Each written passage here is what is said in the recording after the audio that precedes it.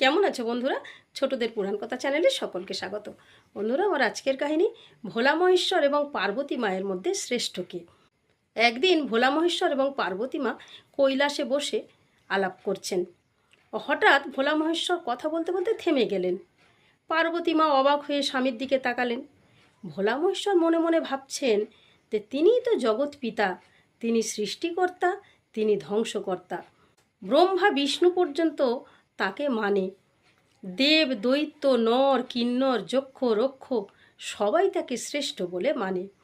ভোলা মহেশ্বর যখন মনে মনে এই কথাগুলো ভাবছিলেন, পার্বতী মা কিন্তু বুঝতে পেরেছিলেন। তিনি বুড়ো আঙুলের নখ দিয়ে কিছুটা মাটি তুললেন। তারপর মাটিটিকে ডেলা করে ভোলা মহেশ্বরকে দিয়ে বললেন, আপনি এটা দেখুন।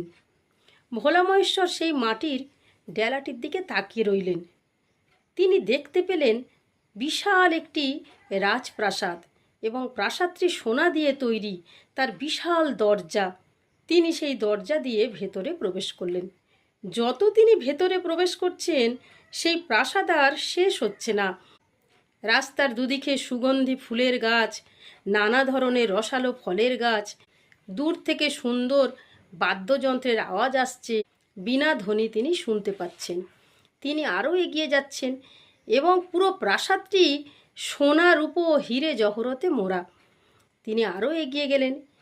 গিয়ে তিনি এক জায়গায় দেখলেন যে একটি বিশাল সিংহাসনের ওপরে ভোলা মহেশ্বর বসে আছেন। ভোলা মহেশ্বরের দুপাশে নন্দীভৃঙ্গি রয়েছে, তার নিশাচর সঙ্গীরা রয়েছে। ভোলা মহেশ্বর অবাক হয়ে অপর ভোলা মহেশ্বরকে দেখতে লাগলেন। তিনি আরও এগিয়ে গেলেন। গিয়ে তিনি দেখলেন যে একটি রাজসভা রয়েছে, আর সেইখানে স্বর্ণ সিংহাসনে বসে রয়েছেন ইন্দ্রদেব, বরুণদেব, চন্দ্রদেব, সূর্যদেব, পবনদেব, আর মাঝখানে রয়েছে মা পার্বতী। ভোলা মহেশ্বর অবাক হয়ে পার্বতী মায়ের দিকে তাকিয়ে থাকলেন। তারপর হঠাৎ তার সম্বিত ফিরল।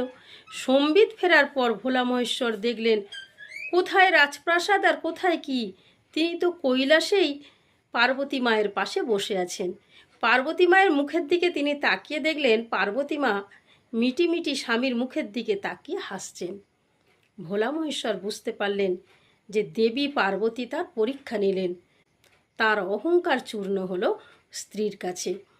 তিনিই বুঝতে পারলেন যে এই ত্রিজগতে পার্বতীই হচ্ছে শ্রেষ্ঠ। এইভাবে পার্বতী মা স্বামীর অহংকার চূর্ণ করেছিলেন। বন্ধুরা, আজকের এই পর্যন্ত। পরের দিন বলবো অন্য কাহিনী। আজকের কাহিনী কেমন লাগলো তোমরা লাইক কমেন্টস করে দিও।